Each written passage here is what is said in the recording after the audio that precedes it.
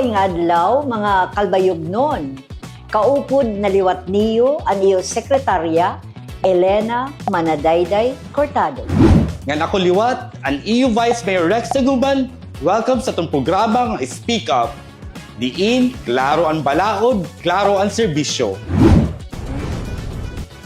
Manaday, seryoso ang atong topic yan na may dakita ordinansa na nagtututok gud sa seguridad sa mga nanay ngan bata. Tama ka, Vice.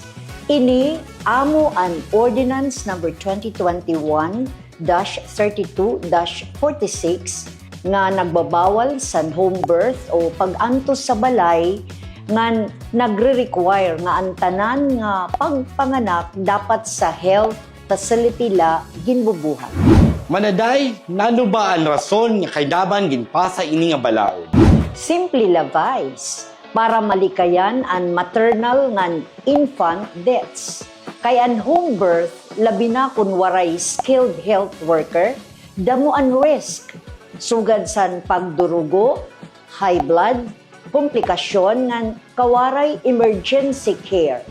Sa atong syudad, available ang lying-in clinics, birthing homes, and hospital. Mao, kinahanglan din na ginpapaanak ang atong mga kababayenan. Klarohon naton manaday, nano ang mismo nga ginbabawal sa nga ordinansa. Device, ginbabawal ang home birth, ginbabawal ang traditional birth attendants nga mag-deliver sa baby. Gin-require ang licensed doctors, nurses, nga midwives nga ang pagpaanak dapat sa health facility lang. Para klaro, nano ang TBA?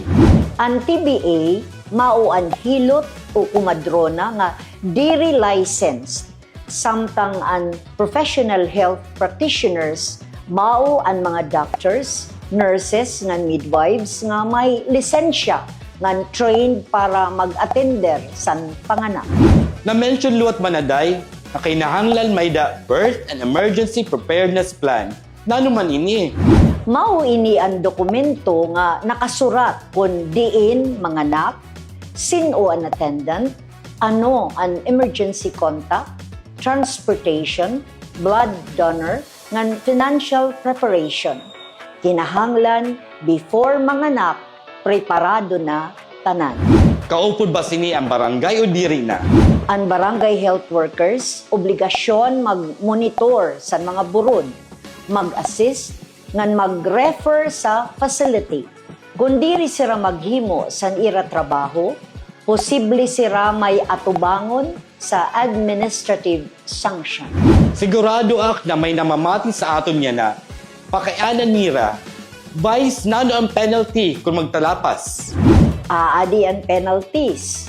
First offense, 5,000 fine. Second and succeeding offenses, 5,000 fine and or up to 1 year imprisonment. Kung diri ka karuyag mag-contest, pwede ka magbayad sa City Treasurer sulod sa 36 hours para malikyan ang kaso.